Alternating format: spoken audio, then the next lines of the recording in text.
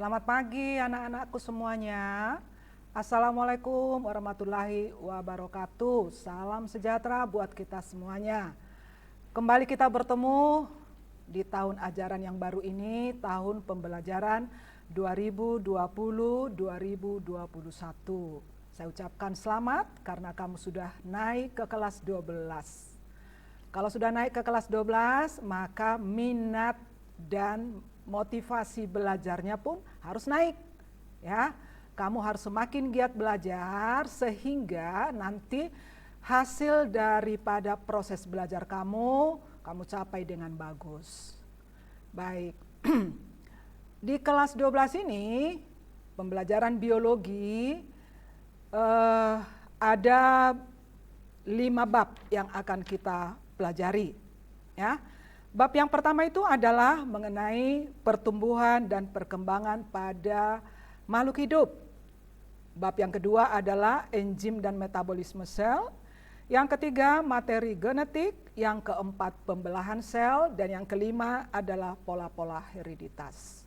Nah, supaya hasil pembelajaran kamu itu lebih bagus, maka saya anjurkan kamu harus punya buku cetak. Bisa pinjam ke perpustakaan, dan saya anjurkan kamu harus mempunyai buku cetak tambahan. Jangan puas hanya satu buku cetak. Saya anjurkan kamu seperti biasa, Ibu menganjurkan kamu beli buku penerbitnya Erlangga, penulisnya adalah Irnang Ningtyas. Ya, sama seperti waktu kita kelas 11 itu yang kita pakai. Nah, kita masih memakai aplikasi model selama PJJ ini, ya, maka kamu ikuti sebagaimana mestinya proses pembelajaran yang sudah direncanakan. Baik, di awal pertemuan kita mempelajari tentang perkecambahan. Nih, lihat gambar tersebut. Ibu yakin tidak satupun di antara kamu yang tidak tahu atau yang tidak mengenal gambar ini, ya. Ini biasanya di sayur dan biasanya disebut namanya toge. Tapi nama sebenarnya, nama biologinya ini adalah kecambah, hasil daripada pertumbuhan daripada biji kacang hijau, ya. Nih, dia sudah tumbuh. Kemudian ini sudah semakin besar. Ya. Apa sih yang dimaksud dengan kecambah? Kecambah adalah merupakan tahap awal dari pertumbuhan dan perkembangan. Jadi kalau kita menanam biji, tidak gojok-gojok langsung menjadi tanaman yang tinggi, tidak. Tetapi dia harus mengalami pertumbuhan yang pertama, yaitu adalah kecambah. Ya, jadi perkecambahan adalah proses pertumbuhan embrio yang ada pada biji. Jadi embrio itu tinggal di dalam biji, untuk tumbuh nanti akan menjadi tumbuhan yang baru. Yuk kita lihat dulu gambar ini. Masih ingat nggak ya? Ini adalah proses pembuahan ganda pada tanaman berbiji tertutup atau angiosperme. Kenapa Ibu tunjukkan ini ke kamu? Tentu ada dong hubungannya dengan perkecambahan, karena di sini ada sel telur, di sini ada inti kandung lembaga sekunder. Ini adalah tangkai putik, di mana ini putiknya di sini sudah mengalami penyerbukan. Hasilnya ada 3 buah inti sel hasil penyerbukan tersebut. Ya. Nah, yang pertama ini depan inti vegetatif, ini inti generatif, sedangkan ini adalah inti generatif. Prosesnya supaya terjadi yaitu namanya calon individu baru, maka inti vegetatif ini masuk dulu ke dalam. Ini adalah ruang ovule, ini adalah ovarium. Ya.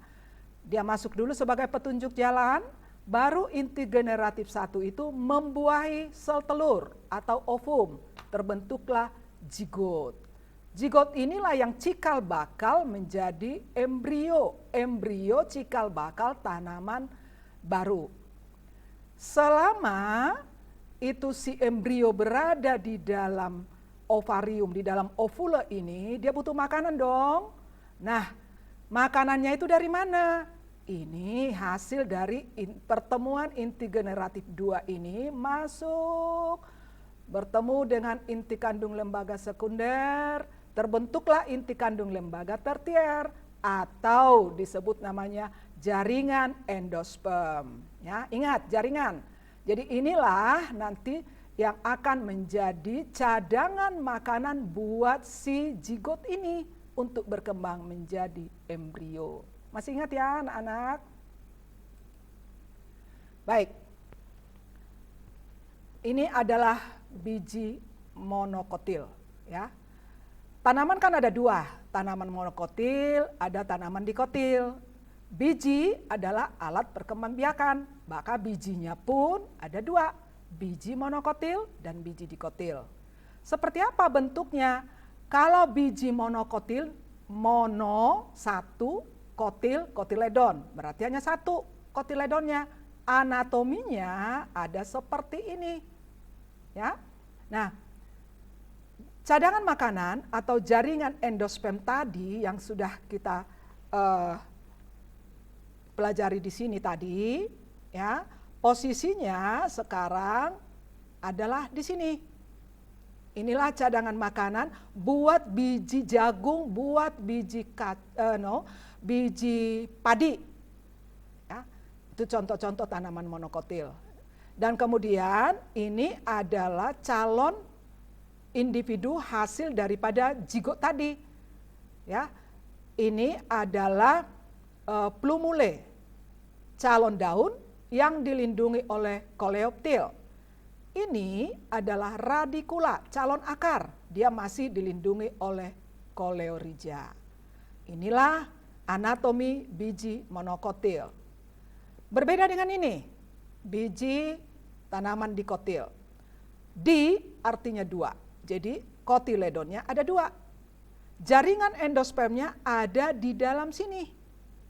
Sini, yang akan menjadi cadangan makanan buat calon tanaman ini.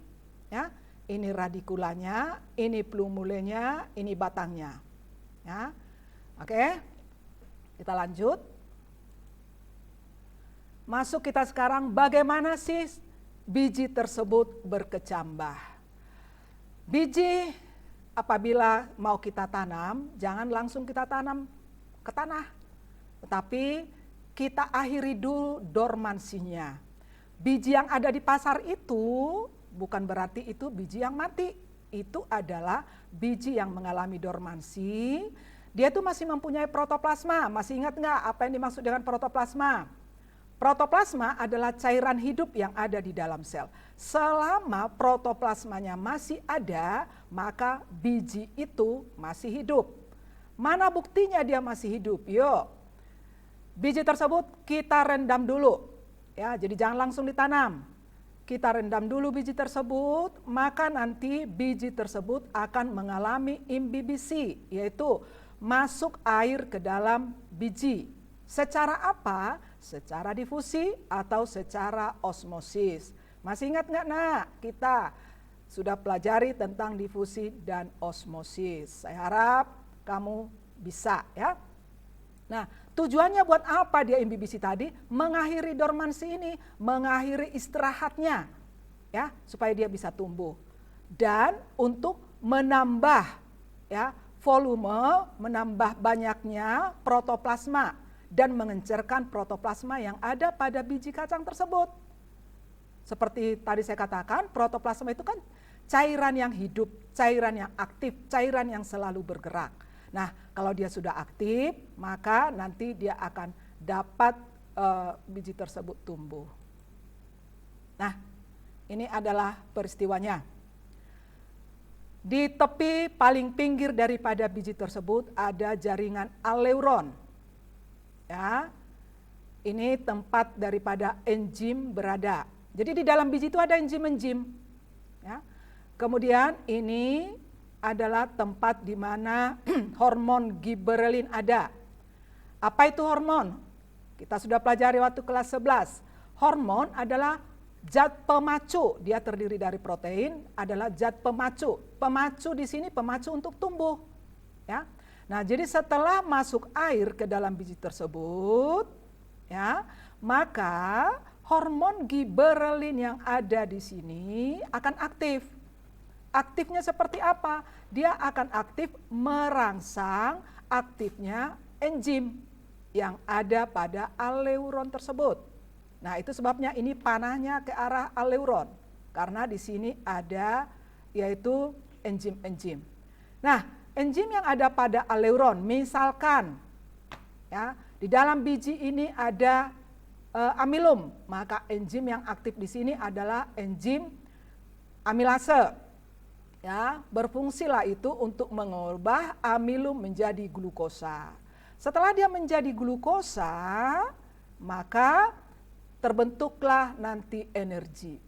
Energi inilah yang akan dipakai untuk pertumbuhan daripada calon akar menjadi akar, calon daun menjadi daun. Ya, nah ini dia hasilnya.